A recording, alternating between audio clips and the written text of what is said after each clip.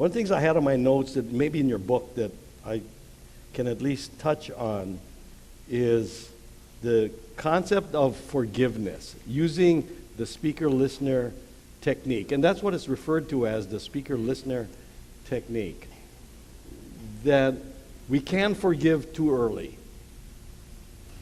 It says to forgive quickly, but forgiveness without fully understanding what the forgiveness was about, it's kind of a waste of time, because you're going to have to keep going back there and feeling frustrated.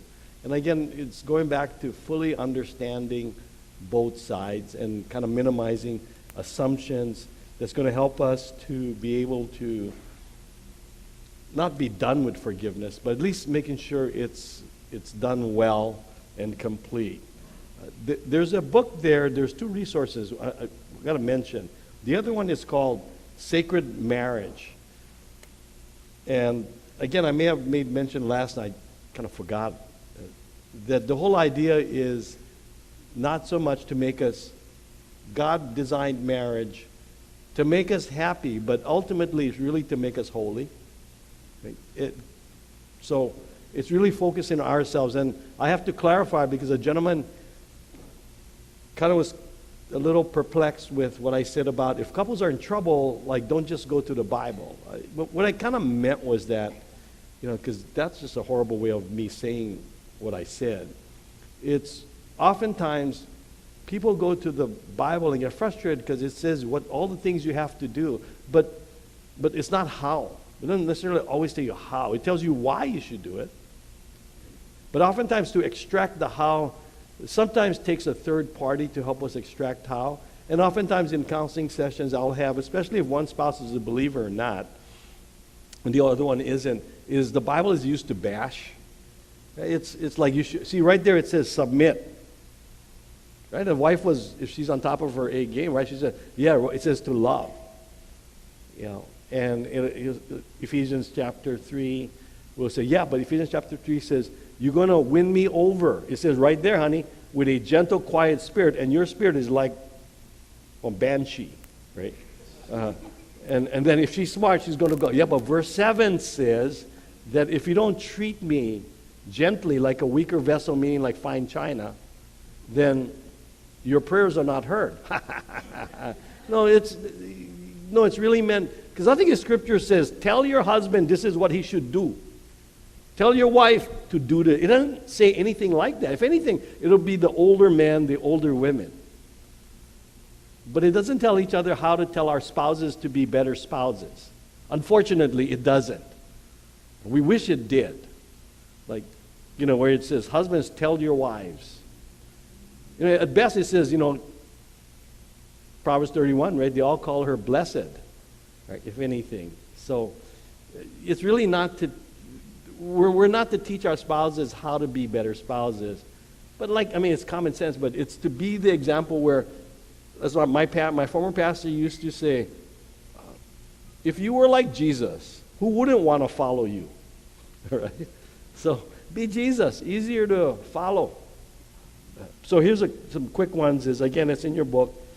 When invalidation comes across oftentimes as fixing, giving advice, telling, oh, you don't know what, you have no idea what being scared is, honey. I'll tell you what being scared, invalidation, and take it personally. And it's very easy to do, right? I gave the example, but one, or maybe not, I just hear it a lot, is one of the things I liked about you when I first met you was you were really pretty. Right? And that's good grammar. Right? And what is heard is, what? What, you telling me I'm ugly? Well, look at you, look how fat, you're so fat. Right? But that's how disturbed the conversation has become. So, you kind of take a look at, how we communicate with each other. So let me be bold and tackle some of the questions. Why do men leave the toilet tissue over the holder? It's so easy and just as fast replacing it.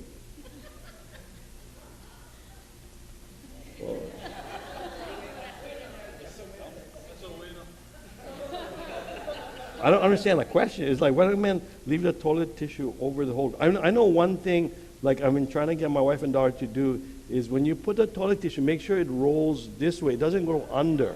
You know what I mean? You roll over, because that's the order of things. It rolls over, not underneath. You know what I mean? Right? So this is definitely, honey, I'm really frustrated. Oh, over the holder. Oh, I know. As opposed to put them inside. Oh, over the hole. What kind of guy puts that? Because he gonna fall in the toilet. He can fall right inside the toilet. Lazy, selfish men. You're right. It is very easy. So whoever you are, it doesn't take that much time to just put them in the holder. Maybe because you eat something so strong that you cannot even handle the smell. You just want a bag when then what you do is you buy Lysol. Right? So you can hang a little longer so that you can put the brand new roll. What's worse is the husband or the spouse that they leave them empty. You replace them. Go. You know what I mean? Oh my goodness. Okay. I answered that well. Next. Next one here.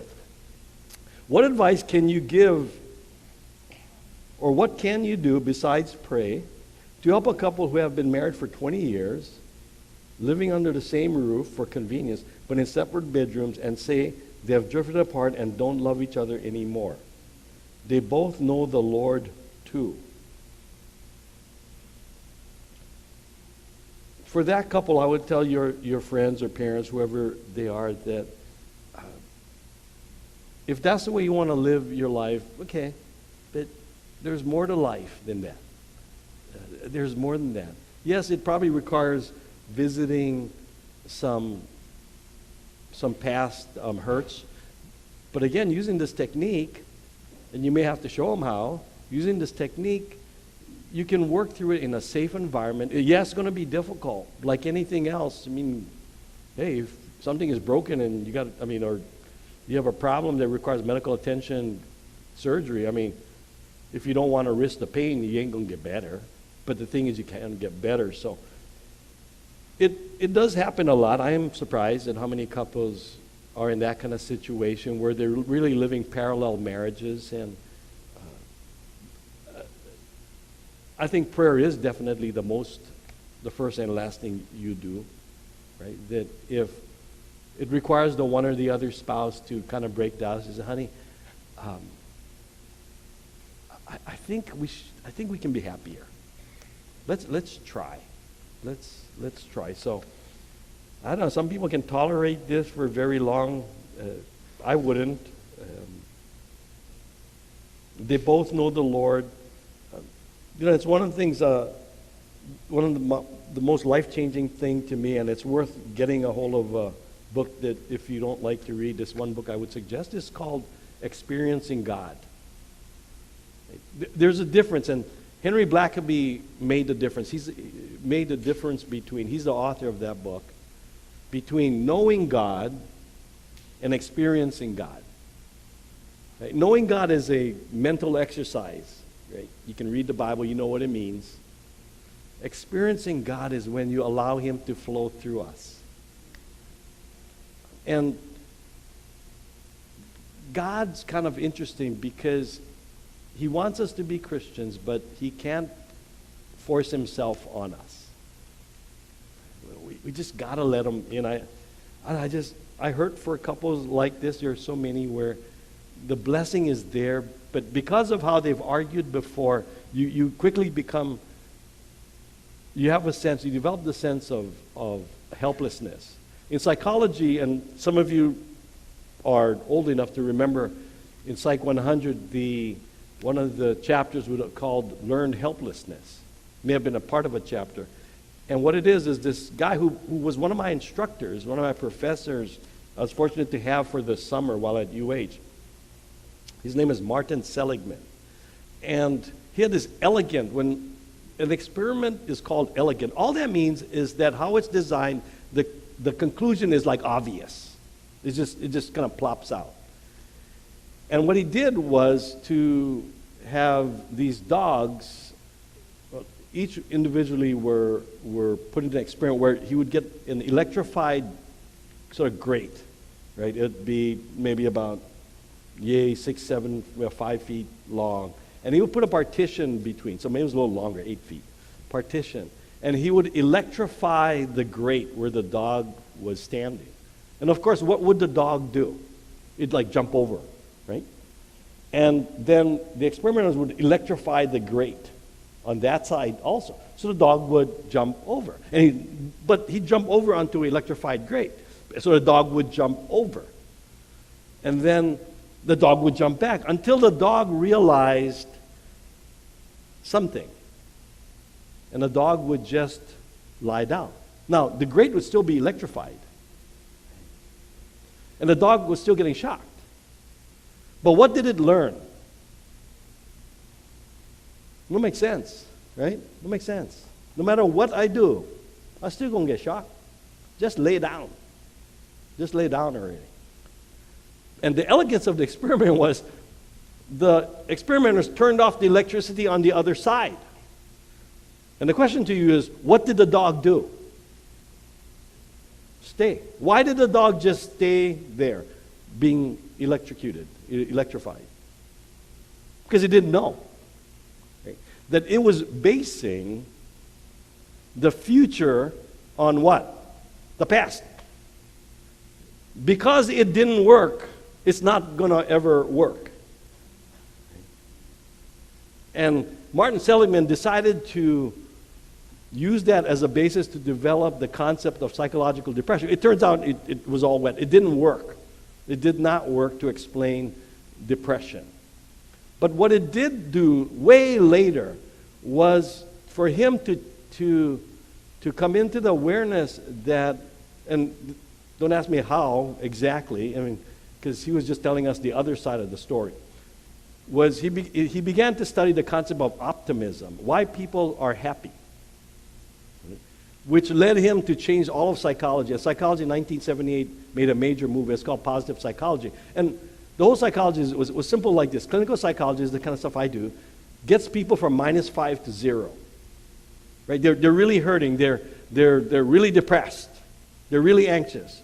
So what you do is, with some counseling and medicine, you make them not depressed and not anxious. But who wants to stay at 0? So Martin says, let's figure out how to get people from -5 all the way to +5. Interestingly enough, it meant sometimes not even necessarily dealing with the depression or anxiety.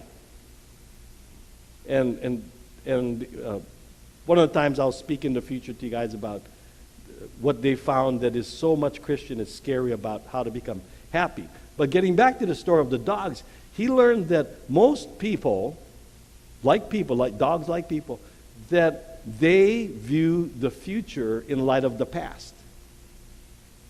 So again, going back, I'm really nailing this to the ground, putting it in a coffin and digging deeper. But the idea being that, I'm sorry for this couple because it's like, you know what, there's more to life. It sounds like a song, no?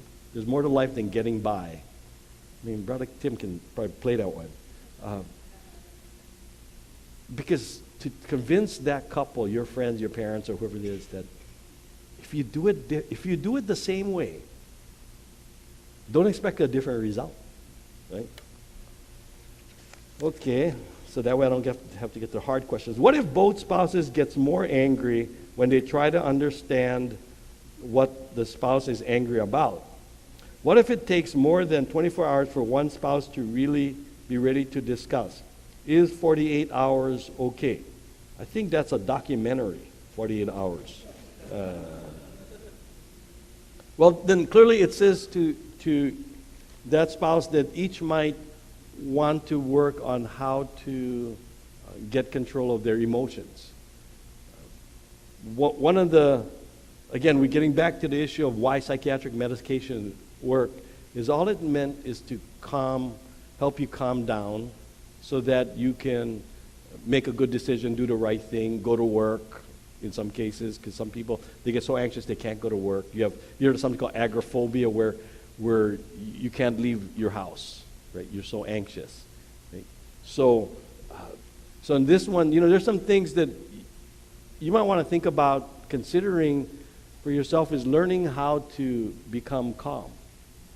I mean, some yoga, unfortunately, is tied in with the Hindu religion, but there are some sort of yoga that doesn't have the religion behind it.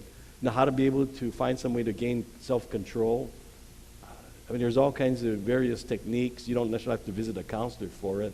Again, for me, it's really making a commitment to the Lord and to my health that every morning I'll have quiet time, and it's basically going walking or running and spending time with God. And this is another, man, I give you a lot of free stuff, but one of the free stuff that I'll give you is when you pray, understand first of all that God already knows what you're going to ask, but we don't really know what God is going to tell us. So maybe we should also, besides telling God like what he already knows, trying to figure out what is God telling you. So maybe you can just only have 2 prayer requests some days. Say, Lord, what do you think about this guy I married who used to represent Jesus like the Bible? Now he looks more like one of Satan's distant relatives. Don't be surprised if it's an honest, heartfelt question. Then as you're jogging, ladies, God may say, who you? What? And you're looking around, what? Who are you? It's funny that when it's a heartfelt question to God, he'll answer you. I genuinely believe, not only does he hear us, I believe he answers us. So that most of the time we give again, Lord, help my poor husband. If you want to take them early, take them, right? Take them all. Take the kids too. Take everybody, right? Yeah, same for my dad, my mom, my sister. Take them all, my boss especially, and help me make more money. Click, right? And amen. Right? Say, Lord, I'm really, verses, right? Lord, I'm really struggling. And Hale says, if I'm upset, which I think he's wrong, but that I'm misunderstanding something. So I'm going to try it, Lord, because I'm at wit's end. What do you think I should do? As you're walking or jogging or having that morning quiet time, don't be surprised if God answers. But rest assured that one thing about Henry Blackaby is don't box God up in terms of how he can answer. When New Hope Kapolei was praying for a place that could have a sanctuary, that could have rooms that are reasonably private to have Sunday school classes, right? That was available Sunday mornings and was affordable. Only God would have come up with a racetrack, right? That's God, right? I mean, the last place you'd be thinking you're going to look for is, let's look for a racetrack. What you look for is something that could be a church building, what in your eyes could work, right? Because we're basing our future in light of our past. But when we deal with God, God says, he erase. He said, erase. Just trust me. Right? Lord, what about me I need to work on? Sacred marriage is about that. Lord, what about me I need to work on? I know it's mostly my husband's issues, but just in case, the 10% that I need to work on, because I know if I work on the 10%, maybe my husband will see I'm trying. Maybe I'll try. So, as far as calming down, I think, what else can you do? Again, it's really this, to add on to this emotional self-control. Processing, again, to make it clear, processing information when you're really angry limits your solutions. Right? When you're really angry, you notice, it's not like you don't know you shouldn't shoot them, punch a hole in the wall. kick the dog, tell your boss off, tell everybody off. It's not like you don't know those are not good things to do. Those are not good things to do. You know that, but it's not accessible. You can't go there. Your brain can go there, but you can't go there because we're limited by the emotional state we're in. So if we're really angry, right, and we actually see it in other people less than we in ourselves. It's sort of like imagine you're a teenager and Fridays your dad would give you, or your mom would give you, maybe your dad, I pick dads. Okay, your dad is supposed to give you $20 allowance. So Friday you get $20 allowance. But again, like the boss situation I mentioned earlier, you're out ready to ask your dad for your allowance. But you hear him screaming and yelling, because you need the allowance because, 7 o'clock you go with your friends to see Godzilla. Okay. And some other, and eat hamburgers or something after. So you need the $20 because you broke. And as you're approaching your dad, he's screaming, yelling, saying things that are not Christian about everything. And what do? You just kind of like, Lord, can you calm my dad down? The last thing you do is what? Hey, Dad, you owe me 20. It's Friday. Unless you not all present and accounted for it, you're not going to do that. Even though your dad knows he owes you on Fridays $20.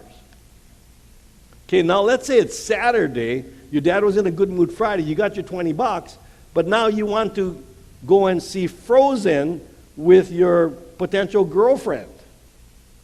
Right? And that's another $20. You're going to matinee, and you're going to bring your own, you're going to hide popcorn, right? Because that's the only way you can afford two people $20 to go and see movies, right? It's expensive.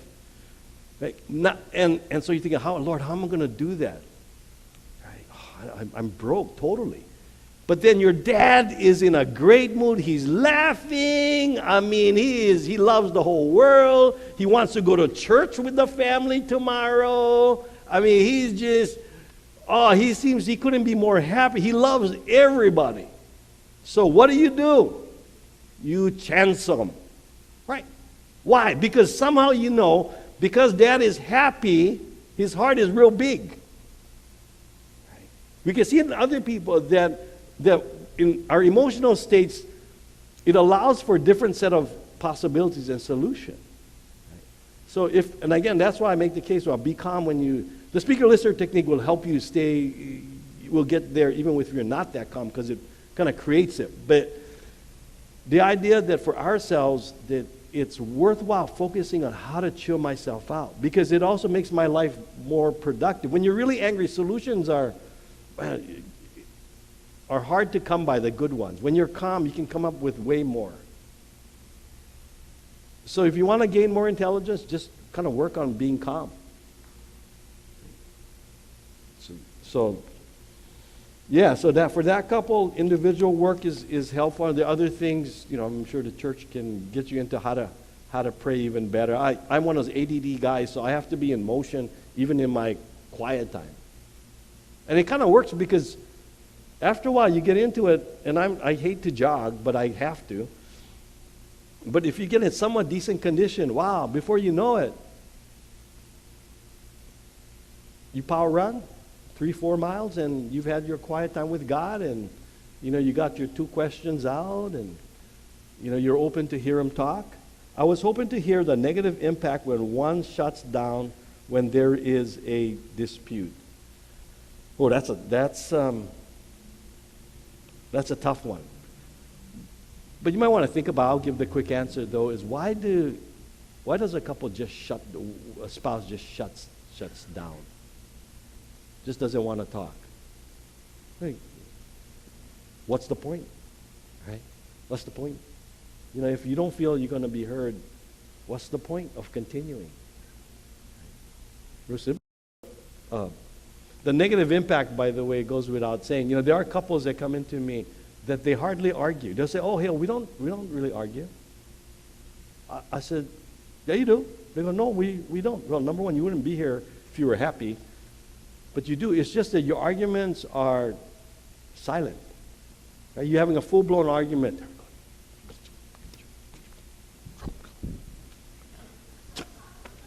right? He's convicted, thrown in prison, and so is she, without hardly a word. And you can tell, right? The look you get, right? Invalidation. Right? Right? And yeah, that's actually an argument you're having. Kind of like an argument. Right? So, shutting down, they call that in certain spheres, Gottman, if you need to know a name, stonewalling, when you just stonewall. And of course, it's very punishing. Right? It's very invalidating. Right? And again, how does that happen? When you feel like, make sense? And one of the tricks I used to use with kids, because when I would see teenagers, very rarely, it does happen, but very rarely do teens want to come to counseling. Teens and husbands are the same way. They have to come. Right? And so I actually have done it where I'll pull the pure speaker listener technique and the kid will come in, right?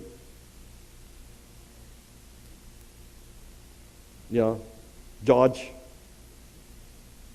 Smith, McKinley, freshman. I don't know. So, what would you say if now that you guys are experts in the speaker listener technique? What do you think I would say? Give me some ideas. What you guess I would say? Anybody?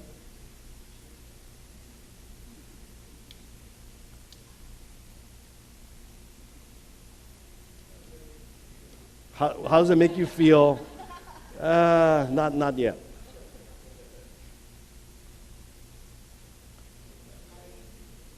So you look like, exactly. So you look like you don't want to be here. You don't feel like talking.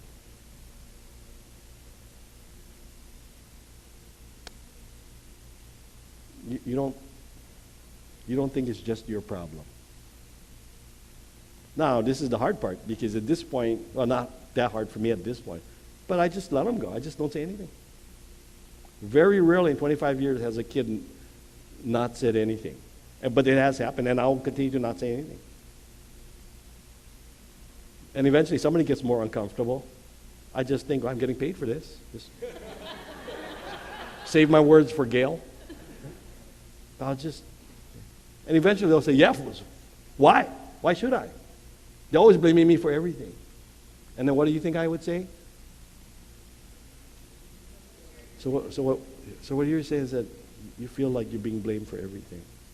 Yeah, every little thing. No matter what, my brother does it, my sister does it. But you know what? Just because I'm the oldest, I get blamed for everything. It's always my fault. It's always my fault. You know what? This is over. And I'm going. Sometimes I won't be too, I won't overdo it. And if I do, I'll say, oh, so you feel like you're getting blamed for everything. And you've had it. You just had it already. Once in a while, I'll have these kids, they'll say, why are you saying back to me everything I'm saying to you? In fact, sometimes one of your spouses, you guys will say it, money, man, it's money. Don't try to act like you learned something for that seminar we went to. You just acting, you don't really care. Yeah, you're just acting up. You never did that before. What you think you're not Hale. You just try to be like that, right? Okay? And I already have the answers in the pocket. So I'll give you the answer, and so it's that, Hale told you to say that, right? It's like, so you feel like I'm just acting and I really don't care to listen. Yeah, and it works. I don't know what it is about it. It said, yeah, you never listened to me all week. Now you try to listen just because you like the kind tonight. And you're thinking, yeah, good point, exactly. I don't work for free. What you think I get married for too? You go like, so you're saying is that I don't really care. All I'm trying to do is just get in bed with you tonight. Yeah, you always you always have to have something. So you feel like there's always a motive behind everything I do. Yeah, look at yesterday, da-da-da-da-da. And pretty soon, guess what? It's flowing. Right?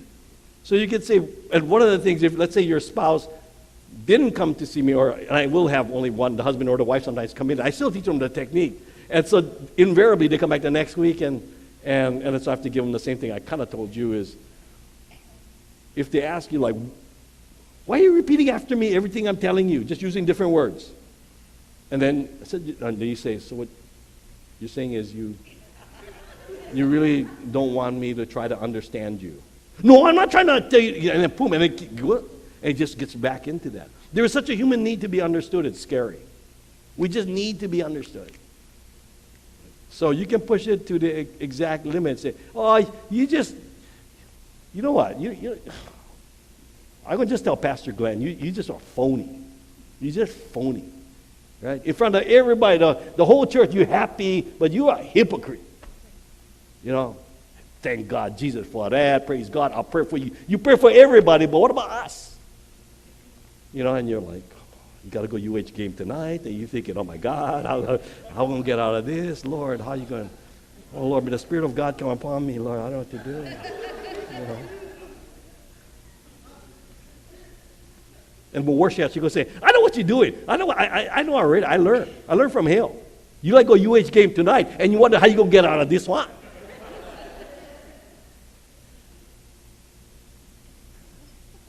And you're thinking, Hale said, don't say I'm sorry. You cannot say sorry too early, because if you say sorry, that's just horrible. What am I going to say then, Hale? Well, I cannot faint. I fainted last week.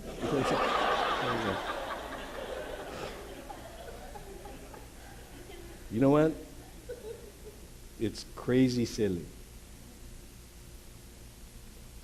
So what you're saying, I've been a hypocrite.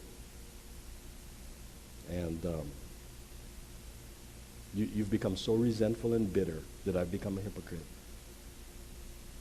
And you just think it's all games already, and you're just getting frustrated. Boom. You know? Yeah, I mean, you may not go UH game tonight, but you know what? You're glad you didn't, right? Because you worked through some intense stuff.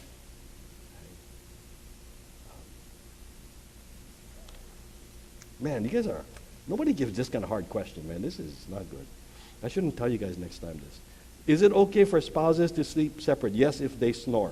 Okay, next. My spouse likes to talk to the opposite sex. I don't like it. Is it okay? As long as it's his mother or sister. So the answer is, why would you want to do something, I understand it, but that's hurting your spouse? This is one that the speaker-listener technique can be powerful, and it's worth keep on going on that one. One of the things, if you live in the west side as I do, and I do jog, there's some very attractive ladies that jog, and they probably should wear more clothing. And especially if I'm with my wife, she may as well be invisible. The woman who's jogging with less clothes than she should be wearing.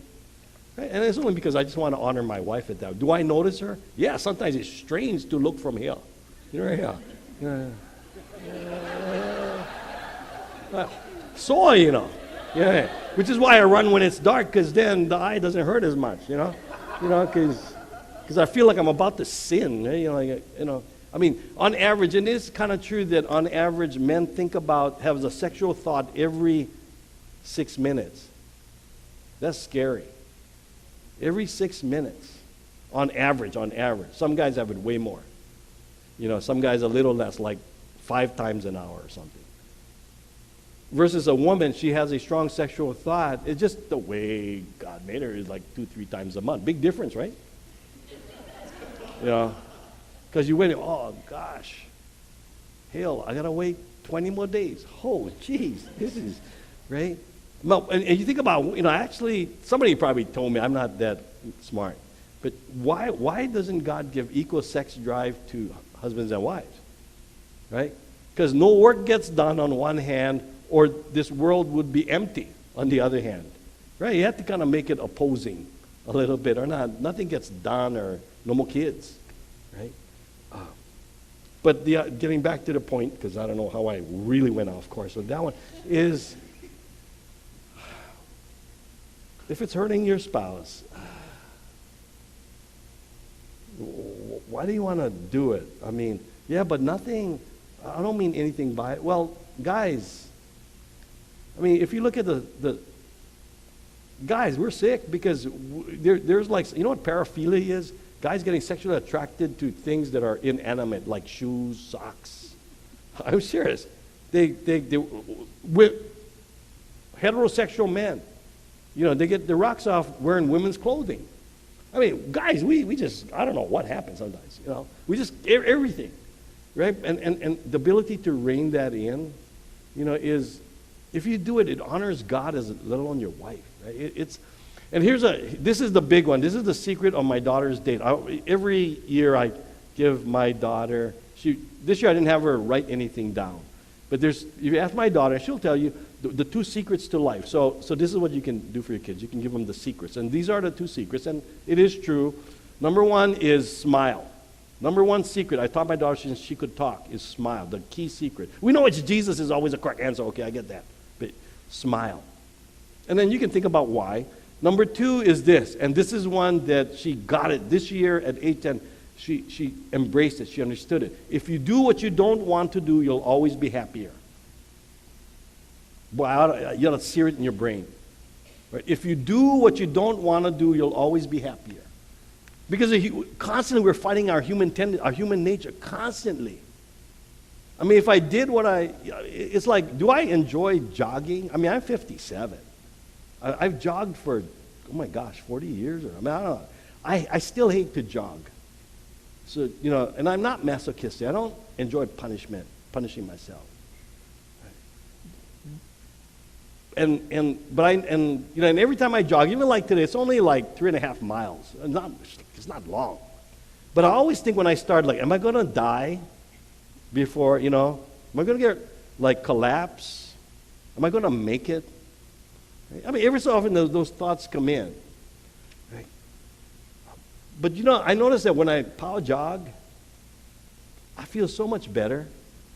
Maybe it's, you know, definitely it's physical. I think it's self-esteem, too. I think the fact that I went against my base nature, which I need to stay fit. My body's a temple of the Holy Spirit. I need to stay fit. Do I need that, you know, pan of cheesecake? Do I need to finish the pan of cheesecake tonight? You know, when I don't finish the pan of cheesecake, when I ate only half the pan, I feel a little better the next morning, right?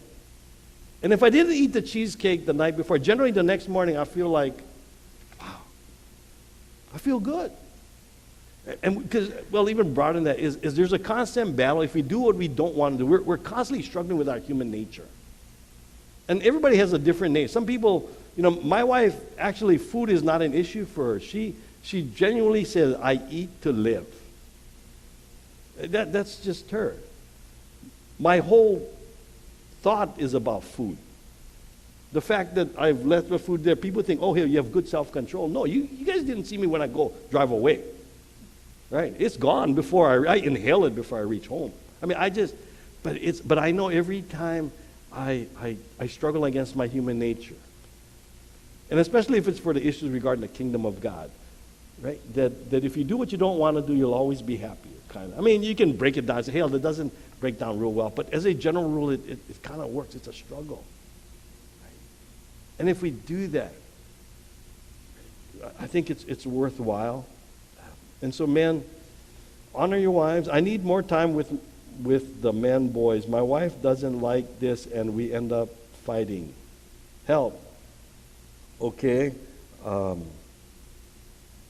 Let him go with the boys. Maybe the kind of boys you're around with. And let me tell you, part of the reason that this happens, and it's not an uncommon one, it's because she feels like, you're not filling my cup. Why should you go have fun? If I'm going to be miserable, join me. Stay home. Right? When you start filling my cup, oh, shoots, go. Yeah, have fun with the boys. Go golf with those guys. Go play basketball. Right? It's generally a sign that you're not making your wife happy, that she's not feeling validated. Because when she feels validated, oh, yeah, go, yeah. Take the extra 20 cents and go Starbucks. And, you know, she'll bless you When you bless her, she'll bless you. So it's a situation where she's not getting filled. So that's pretty much. How much is your counseling rate? Is Thursday good for you after 10 o'clock?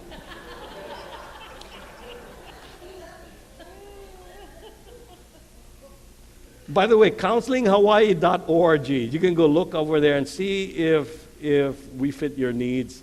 And you can just, all the information. So it's on all of the stuff it should be. We kind of made a subliminal message too, I think, in some cases up there. In fact, I like when people go to a website because it makes sure that I'm the kind of person, or my colleagues the kind of person that can fit your needs, if that's the case. Usually I have the question, like, how do you know if you need counseling? Well, because your wife said. No. The other one is because it's not working anymore. It's just not working. It's not working. And it's not rocket science. It's not working. Go get help. By the way, should you always go to a professional counselor? No. That's why you're paying Glenn the big bucks. He works 1 day a week. No, you guys Saturday night, 2 days a week. Right? I'm sorry his wife is here. So I know that's not true, Rika. Right? No. But by the way, remember when I said last time, preventive care. Being in a small group saves more marriages than anything else. Being in a small group saves more marriages. If your spouse doesn't want to go to marriage counseling, you go. Right? You go. Okay. Well, my wife is there. Oh, okay. I hope I didn't say anything dishonest. Okay. For the atheist, why is there something rather than nothing? I have no idea. That's a really good question. But even atheists have problems. It's in the end, whatever people beliefs are. I mean, the good thing is I don't necessarily tell people they have a problem. They come to me with a problem. And many of them don't believe necessarily in God. But I always figure I'm part of the process. My job is not to evangelize. And many times, there's some people that believe you have to directly bring them to the Lord. I figure, I don't know, people will see you're my disciples by the love you have for one another. There's just something very attractive about good churches like this church, is when you see people love each other, you just want to be part of that. So, and the atheist, unless you're into arguing at that level, I don't know. My thinking is, I don't know why, but just love them. Just befriend them. Eventually, be the answer to somebody's prayer. If anything else, I don't know. If I had more atheist friends, I'd just be a friend. I let them wait until they have the question. Anybody know what Matthew 5:16 is? Let your light shine in such a way that they may see your good works and glorify your Father in heaven. Let your good works. It doesn't say be as awesome as Pastor Glenn, or play a guitar as Timmy plays the guitar. It doesn't say that. It says do what you do really well. If you do what you do really well, because as I said, when I start singing, it really makes God unhappy when I start singing. It doesn't, because it's not what he gifted me with. But whatever I do, whether it's cleaning the bathroom or being a great mom, stay-at-home mom, or homeschooling, or some great secretary, when you do it well, God is smiling. I mean, that's what he at least for a season, created you to be. And let your light shine. And it says, in such a way that they may see your good works. Not that you go out showing off, but eventually when you start doing things really well, people ask you, why do you do such a good job at a job that's so thankless? What is it? It doesn't make sense. Why can you be happy? Everybody else is grouchy. What's going on? You have mental illness? Well, sort of. I got Jesus, but you could tell when you're doing a job really good, people are going to ask, what's going on? And they ask, so you can tell. So what you're saying is you want to know why I do such a good job. Yeah, because it seems like, I really would paraphrase, and the reason is you might get more of what's going on before answering the question. Guys, it's not natural. Remember, guys, our natural tendency is when somebody asks a question, no matter what mood they're in, all we hear is the question. But practice that, and you may convince an atheist. You may be part of part of who God uses to convince the atheist. It's a long way of saying I have no idea. How do you divide responsibilities evenly? Okay, next. What if? No, only kidding.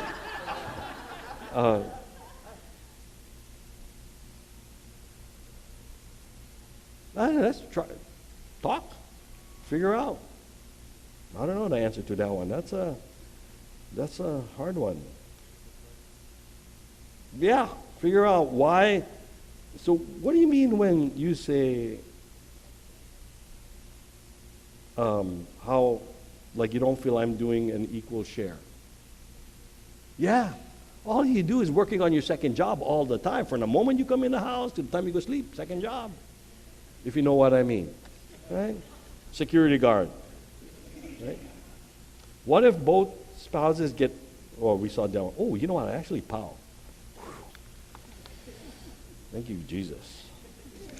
Okay, Pastor Glenn, for the atheist, why is there something rather than nothing?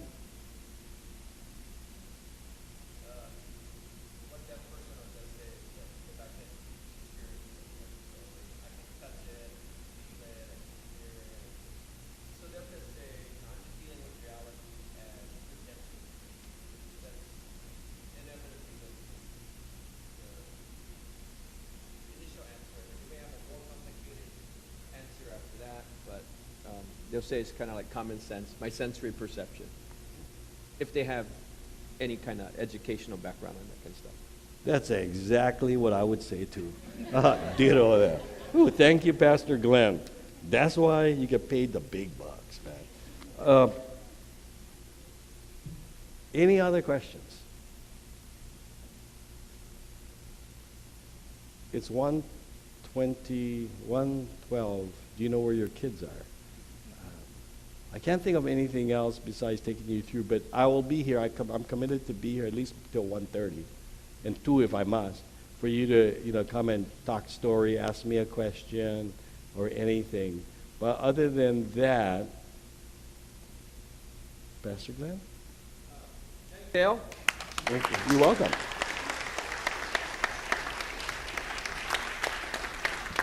So if you want to schedule your appointments, see Hale after. Hey, let's take a 5-minute break, get some coffee, use the restroom, kind of stand up and stretch, and then we'll come back together. And looks like we'll end probably a little bit early this afternoon. But why don't you guys, we have a 5-minute break? Afternoon, before we're finished, I did want to talk a little bit about this. I think sometimes some of the tension that we feel in our relationships, some of the tensions we feel in our marriages is because we're like a push me, pull you.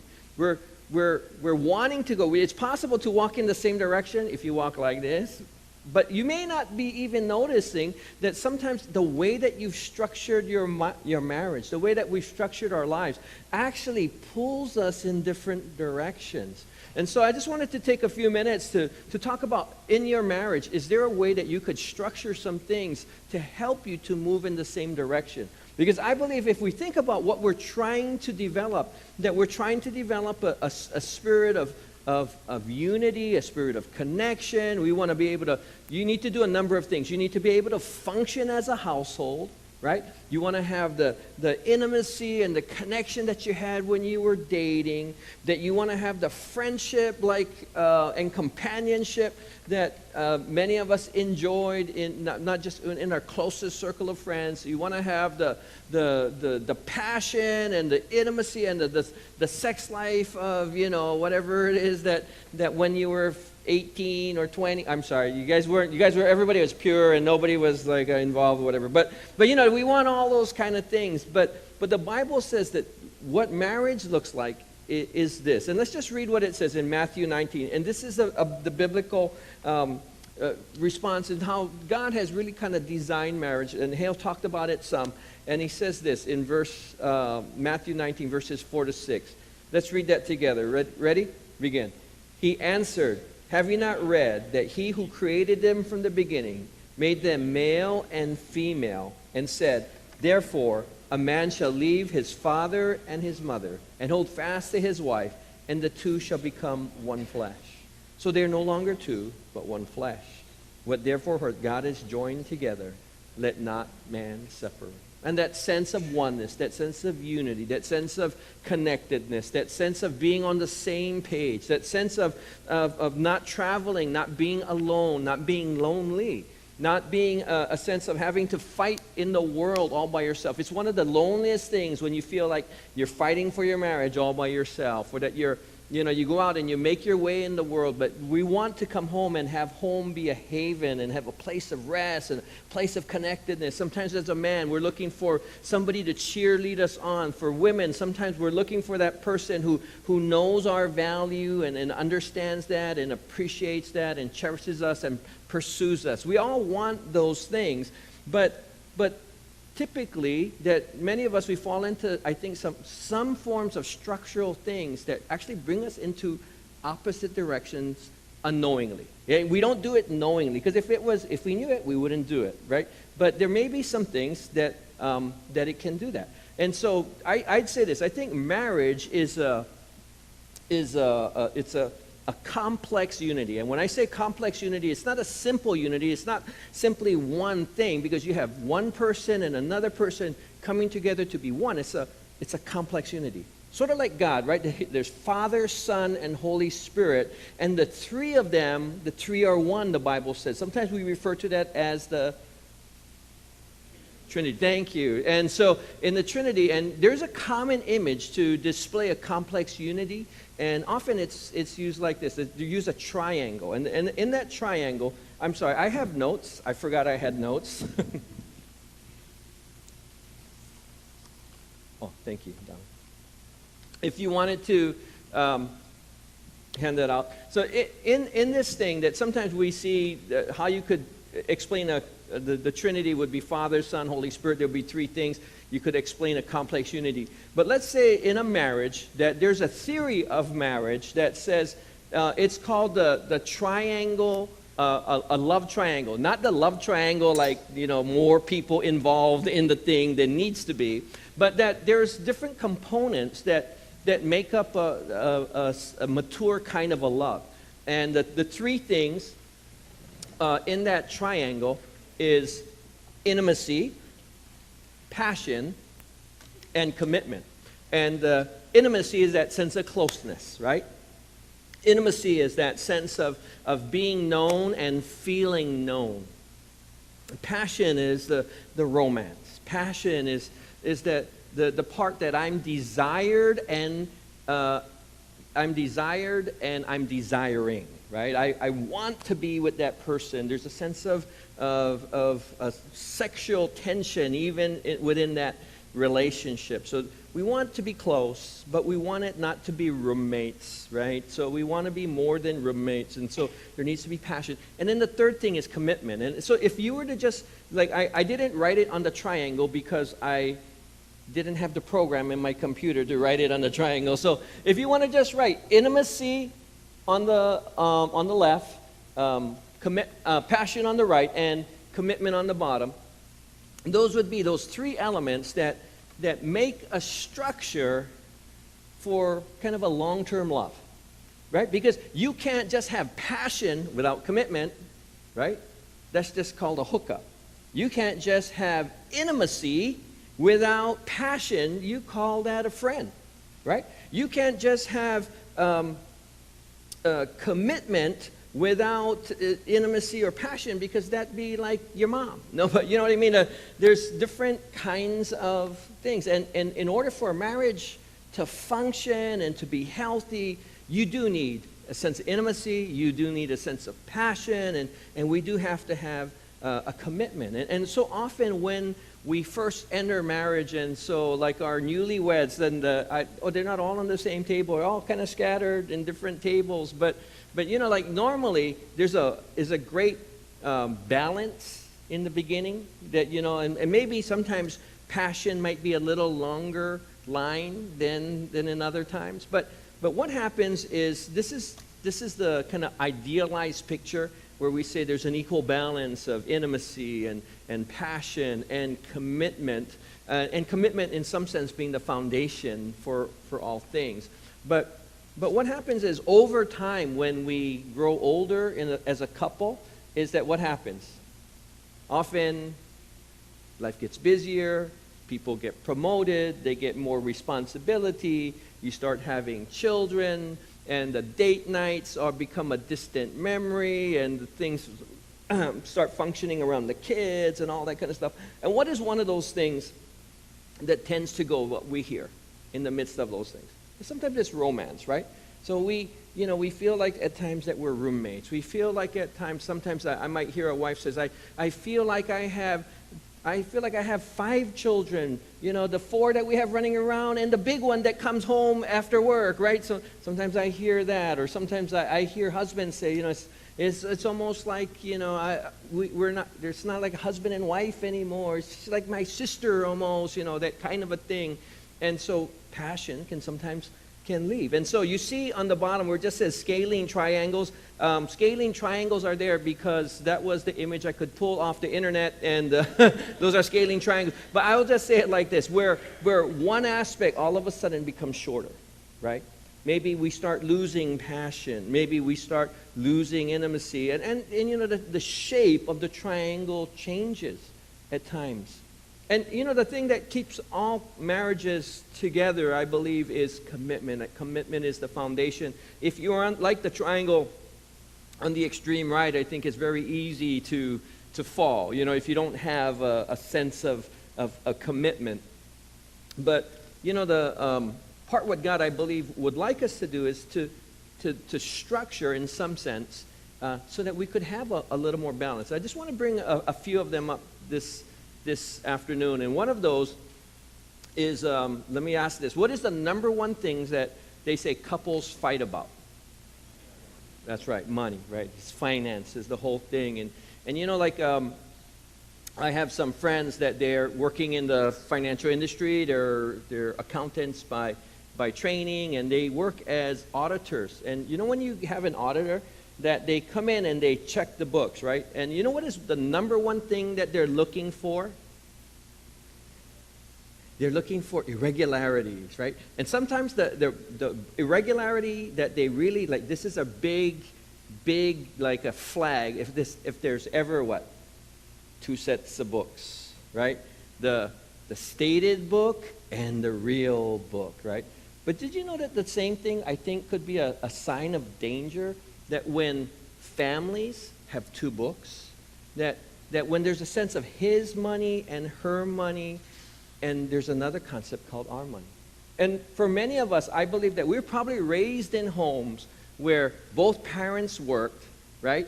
And dad had his money, mom had her money, and that was just the way that you were raised. And so when we got married, that this is what it looked like. Somebody says, with my paycheck, will pay the mortgage. And with your paycheck, that will do all the fun stuff, and we'll plan the vacation, and we'll do all that kind of a thing. And it's like that will contribute. And so marriage is a 50-50 proposition. But most of us who've tried the 50-50 proposition understand that sometimes it's frustrating, because what happens when somebody doesn't do their 50%? What happens if somebody starts saying, I think you're not giving 50, you're giving 48%. What do? You're going to adjust, right? You can give 48, I can give 48. And what does the other person do? Are you giving 48? I can give 47. 46, 44, right? I mean, and what happens after us? Nobody's investing. And I believe that one of the biggest things that you can do that will be a detrimental structure to oneness in your relationships is when you have 2 sets of books. You know why? Because structurally, what are you doing? You're living independent, but you're sharing a house.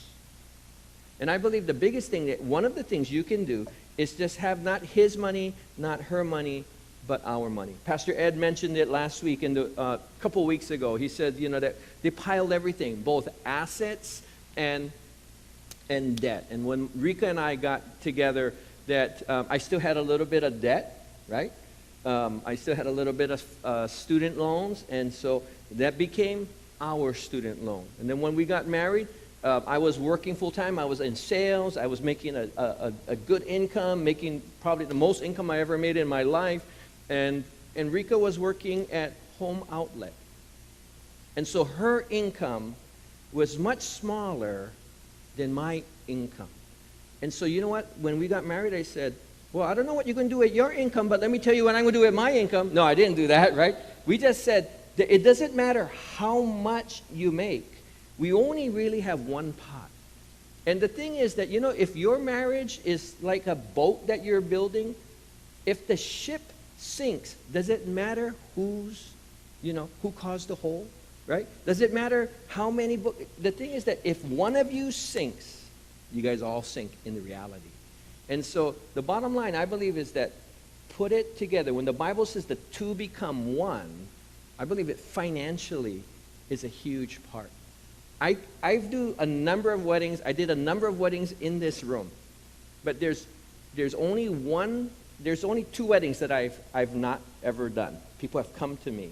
One was they were crazy, but the second one, they were calling the cops and restraining order and all that, and I said, I'm sorry, I cannot do this wedding. You guys not ready. You guys needed to see Hale. I didn't know Hale yet at that time, and they needed more than Hale. They needed help. But, the other one was when somebody did this. They said, I have a prenuptial agreement, right? And they said, and I want her to sign it. And he didn't understand why his fiancée was a little upset that he would have a prenuptial agreement. And he had substantial financial resources. But I told him this. I said, I cannot in good conscience stand before you, stand before your friends and family, and stand before God, say you're going to pledge your lives together when you're saying, we are together unless we're not together, and then I can keep all my money. I couldn't in good conscience do that.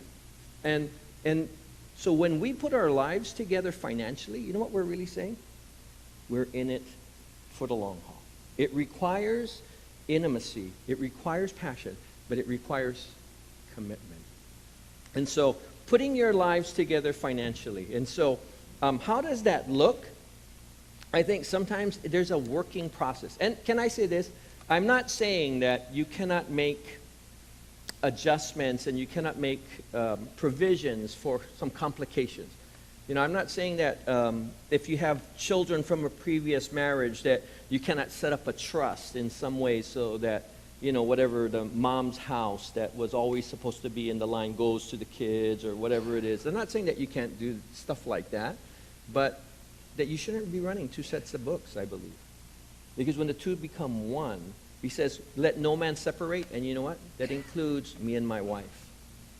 And so I think that that's part of that. And so some of the things that we do to keep together is that it included that there was going to be a problem like what happens when somebody writes one check and somebody else writes another check and you guys don't write it in the checkbook? You guys know that you guys ever get like, oh my gosh, we didn't have money, how come? The whole thing. And so this is how we just set it up.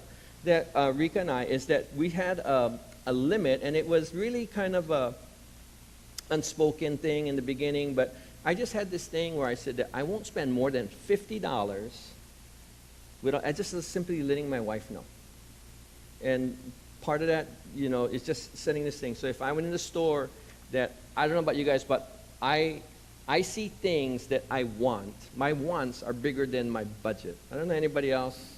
No, I mean, like, I see fishing stuff. I want to buy that rod, right? I see, to be honest, I see this nice shotgun. I go, oh, geez, I want to buy that shotgun. And my wife is thinking, what in the world do you need a shotgun for? I said, so I got to teach the kids to shoot later on. And she says, why? Why do you got to learn how to shoot, right? And she has no idea why that's important to me as a person. Because, I grew up that way. I grew up, going out and shooting guns and all this kind of stuff. I want my kids to be able to. She has no idea. She thinks I'm crazy. She thinks I'm violent. And, yeah, I admit that. But the whole thing is we needed to come up with something. And so we just came up with this thing that if you just have something, you just let us know. It might be a text now. It might be just a conversation.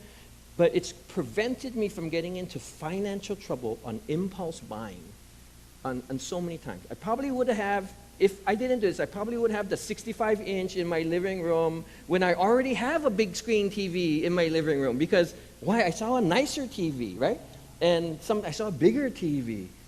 But I don't, because I know we're going to have a conversation in agreement.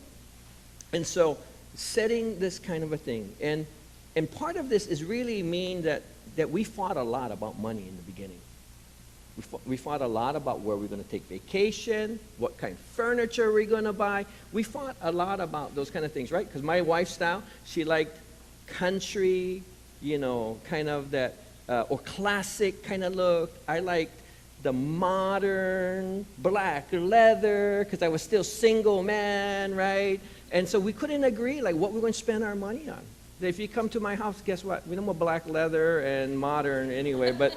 So we settled. Hers was the right way. But your taste changed too. But for a long time, we didn't buy things that were expensive because we decided we needed to have agreement. And so I'm not saying this is a instant thing so that you never fight. In fact, if you have separate money, maybe you'll never fight. But you know why? Because you don't have to trust each other. Because you don't have to negotiate. Because you don't have to have one direction. You can have two directions and go forward if you have a big enough income. But if you don't, you're forced to come together and you're forced to move forward together. And what actually happens is you develop a process. And what is a process? A process is simply thinking in advance about how you'll do things so you don't have to think about how you do things all the time, right? So a lot of you guys have a process at work, like what happens when somebody's sick, or what happens when, and you don't think about it every time it's not an emergency. You know why? Because you have a process. And the same thing happens when you think about a financial process at home. Does this make sense? And so I just wanted to challenge you. And I believe that it's important that when we decide, and some of you guys heard me say this, that when we're going to buy a house, we're looking at houses, and I wanted to buy the house while I was still making really good money, and before I moved back into the ministry full time. And we looked at a house in Mililani, up in Mauka, that was brand new, that had a great view of the mountains, was cool. It was in a great neighborhood, great development, and had rock walls on two sides. And all we would have to do is make one little rock wall. And I was ready to sign the thing, and my wife said, "Are you sure?" Because we had talked about planning the church. But I said, "No, I'm sure.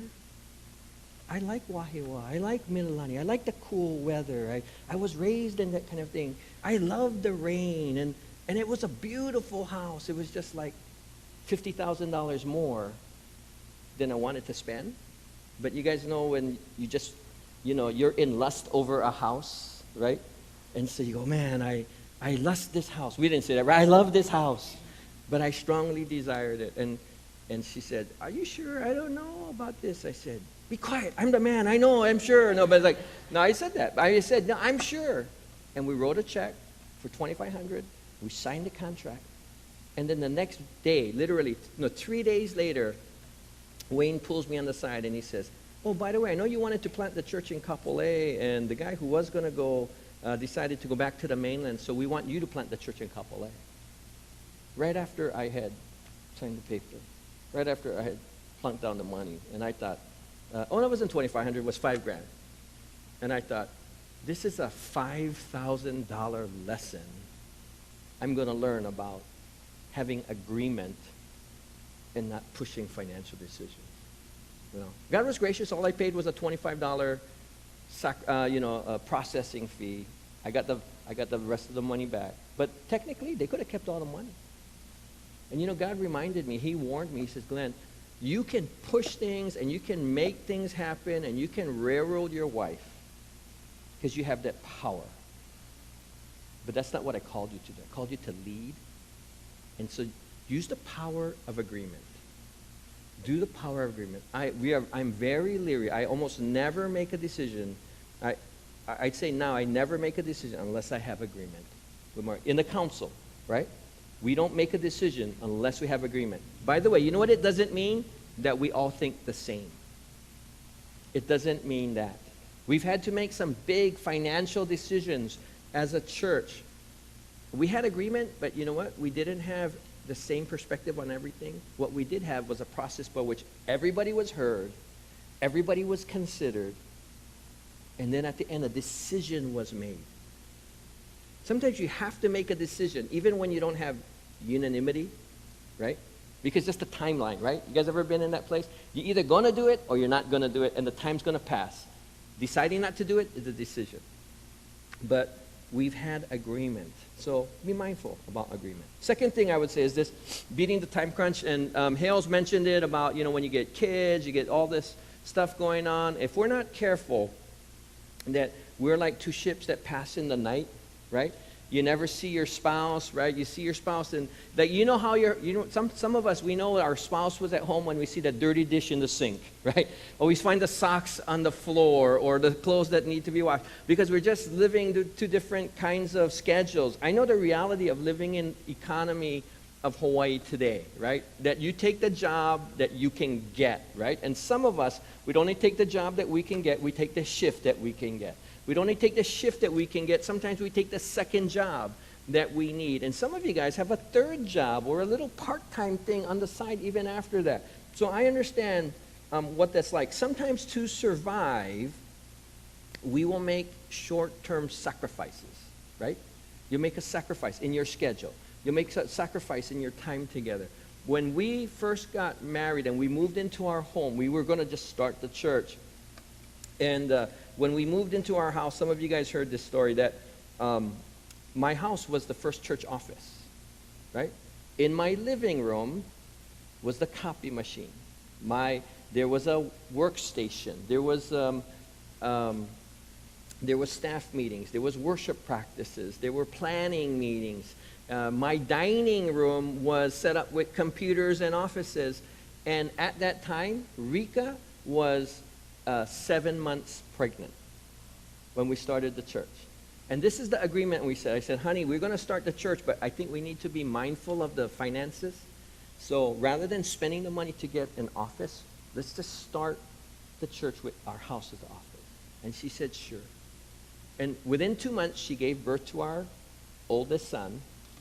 And can you imagine this? Sometimes we're working on a video for Sunday morning until 12 o'clock at night on Saturday, and my wife has to get up at 2 o'clock in the morning to feed the baby, right? And so there's people in the thing. She has to come out, and like when you have baby and you want to, so sometimes I'm going out to the living room so she doesn't have to come out because she's, beautiful. but she has the baby and the whole thing. And I said, hey, honey, can we just do this for a short-term thing? And she said, sure. And my promise was this. In a year, we'll have an office outside, within the year. This is something I want to say. When you begin something, sometimes you ask people to make a sacrifice. We work this kind of schedules. I'm going to work an extra job. I cannot come to the kids' practices. I cannot come to the game. Whatever it is, and you have to do it. But you know what? You normally set a time. You normally set a thing. It's for a purpose. And you know what I wanted to do? I wanted to honor that time frame with my wife. If you're going to beat the time crunch, sometimes you'll make a decision and you'll ask for a sacrifice. But can you stick to the time frame? Because when you're in survival mode, which we were in the beginning of the church, we were in survival mode. You're not thinking about thriving mode. You're just thinking about the next thing, right? You're thinking about the next paycheck. You're thinking about the next job that you got to do. You're thinking about the next. That's where you were just in that mode. And then when everything's in the house and we could never escape work, could never escape the ministry, I just asked her for sacrifice. So within 8 months, we had an office. And I worked hard to do that. Some of you made a decision to make some sacrifices. Remember that the agreement that you made, and you got to work hard to honor those agreements. You know why? Because drifting is the natural state of things. You don't stay together unless you fight to stay together. You don't naturally just drift at the same point. You only stay together when you fight the drift. Drifting is the natural thing. So this is how we do it. We do a common calendar. You know, we heard that. And Hale talked about that. That's what I said. So I won't really talk about it too much. But for us, that sometimes, you know, like what we do is we have a staff meeting. And the staff meeting is just talking about our schedule. And seriously, this has saved us from so many things. When we were first married, we would do it every Sunday night. And then, you know, when the kids came along and they did do soccer and somebody did piano and then there's other things, right, on top of that. There was a time that we never did this. And you know what? We would be fighting all the time. Like, you know, you don't do this and you're not prioritizing the family and, you know, the kids are here. And it's like, I'm sorry, I cannot make it. You know, I promised I would do this wedding. I cannot just drop out because of the game or whatever. You guys know what I mean? Because we weren't together. And then only in the last few years, we came back and we had to say, you know what, this is crazy. Let's just keep it on the calendar. So if you guys ever come to our house, on the food pantry, there's a calendar. And if it's important as a family, it goes on that calendar. When we take vacation, when the kids have appointments, when there's games, all those kind of things. There's the family party or there's that thing. It goes on that calendar. And so everybody knows. Everybody knows. And nobody plans to do this. This is when we don't plan. That's what happens, right? When we don't plan. So I would challenge you. Use that thing. Can you also understand, if you want to fight the drift and beating the time crunch, would you understand the concept, the difference between time together versus together time? I didn't understand this, you know, because in the beginning, Rico was with me all the time in ministry. We did everything together. And so one day I was driving, we were married, and I wanted to ask my wife a question, and I asked her, honey, how are we doing as a couple? And we had been out at this one life group together, and then we had a dinner together, and then we went to this other thing. And I asked the question because I already thought I was doing good, right? You don't ask it when you think you're doing bad, right? Sometimes you ask it when you think you're doing, because I wanted to know the answer, so I thought I knew the answer. And she said, all right. And I thought, what? We went out together, we had the life group, we went to dinner, and she said, yeah. I know we've been doing a lot of things, but we haven't had us time. And you know what I realized? That what my wife was saying, it's not just the time together that we spend, but we need together time. Time where it's just talking about us. Time where it's just, you know, we dream about the future. For us, sometimes, you know what our together time is? Usually it's Monday. It's so boring. It's Mondays at Starbucks doing our devotions. Sometimes she's writing letters. We sit there and we just chat and talk and drink coffee, and I do my devotions. And frankly, I don't even really share my devotions with her. You know why? Because when I share my devotions with her, she goes like this. Yeah, that's good. Right? Okay. It's like she doesn't want to hear me explain the Bible or whatever. Sometimes it's like, you know, because I'm a pastor, right? I'm hearing that already. So, but it's the times that we spend. We talk about us. We talk about our lives. We talk about what we want to do, and we do that on a weekly basis. That's just our together time. And if you want to fight the drift, you need not just time together. You need together time, and it's a real big difference. And then the third thing I'll say is this, that you have to place your spouse first. You have to place your spouse first. You know, for us, it's so easy. I think it's so natural for wives to put their kids first. But you know, when we first got married, my wife is from Japan. So when we got married and we would be sitting down and just kind of hanging out at night, you know what she would say? Are you thirsty? No, not really. She said, I can get you something to drink. And she says, I would be, no, that's all right. She says, you want dessert? I can get you something. I said, no, I can go get it. And then, you know, then later on, she would bring me juice or the drink, and she would bring me dessert, and she would settle it. It's like, wow, I'm treated like a king. When I would go on a trip, she would pack my stuff.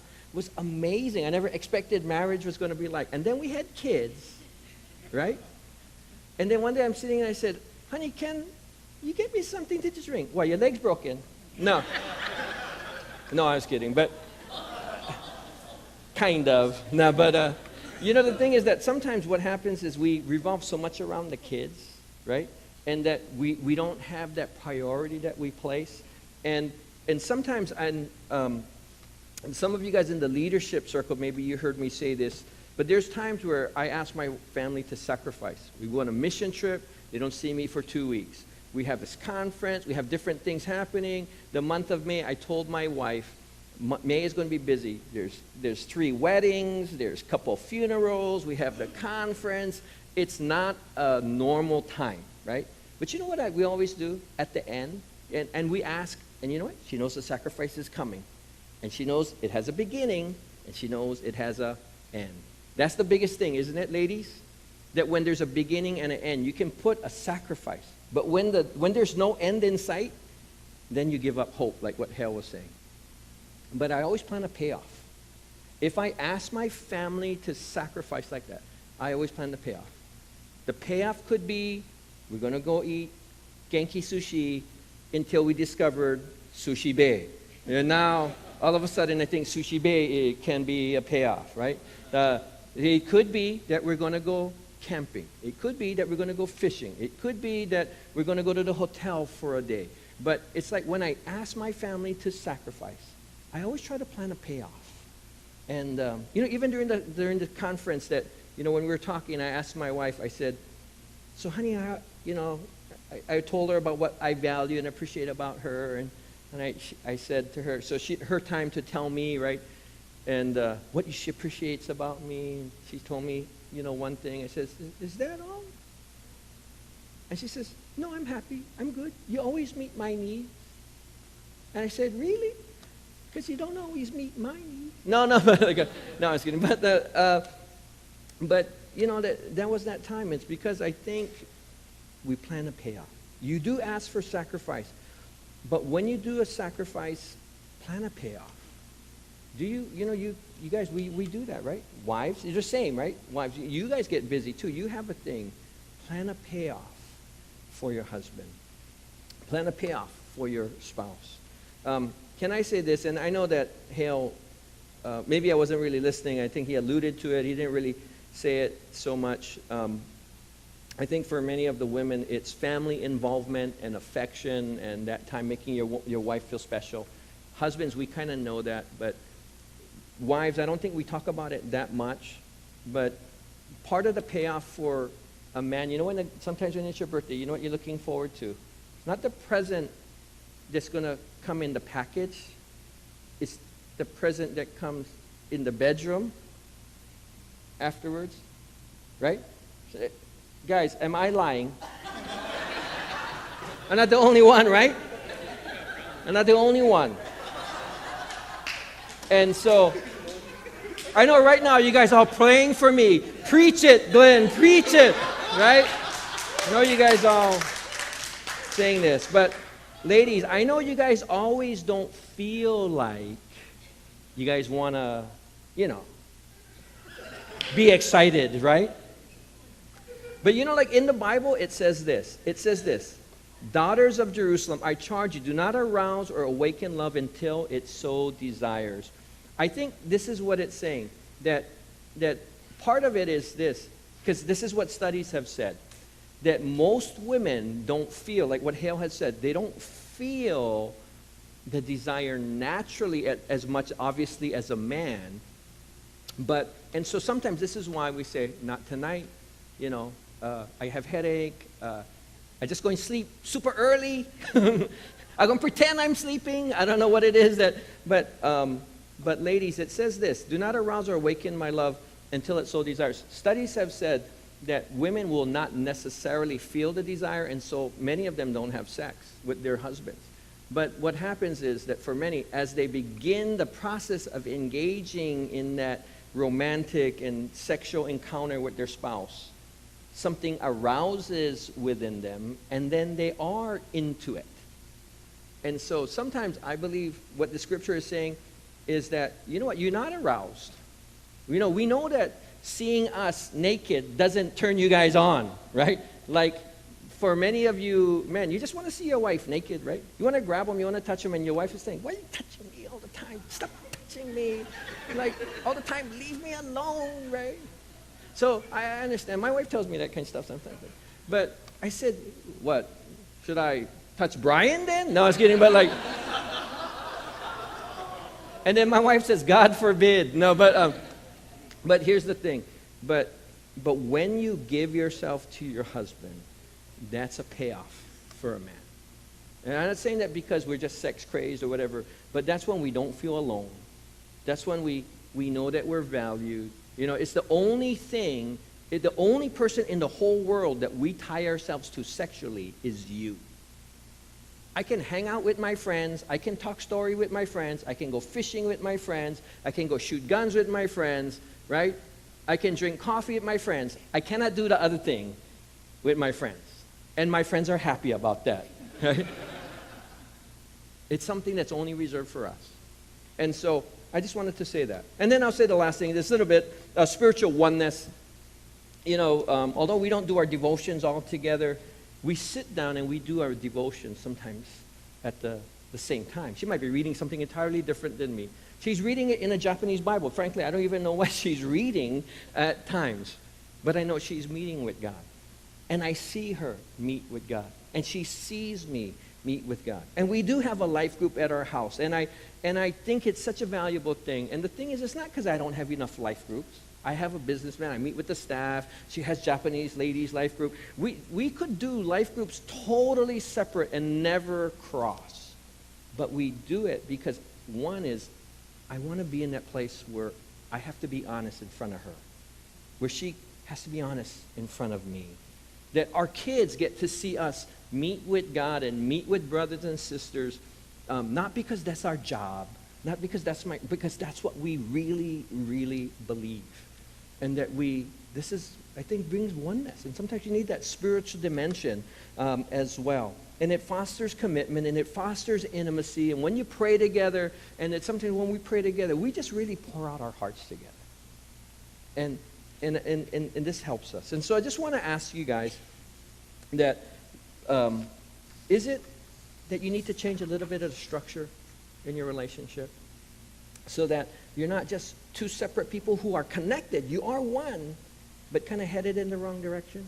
Because sometimes maybe what you need to do is put your finances together, put your time together, put your commitment together, put your spiritual dimension together. It's not just because you just do your thing, I'm good, but maybe even doing it together as a family. And so maybe take the next few minutes with your partner, with your spouse, and I just want you to do a few things. You can see that. The first is, would you draw the shape of your marriage? Good. Could you put that first slide back up, the triangle with passion, intimacy, passion, and commitment? And just with your partner, maybe you can draw on your side and just draw what you think your triangle looks like. The passion is big, the passion is small. The intimacy is big, the intimacy is small. The commitment is big, commitment is small. But just assess for you guys. What do you think your marriage looks like? And then you know what is more important? Draw what you think it should be. And then just work through the questions. We'll do that for a few minutes, okay? Thanks.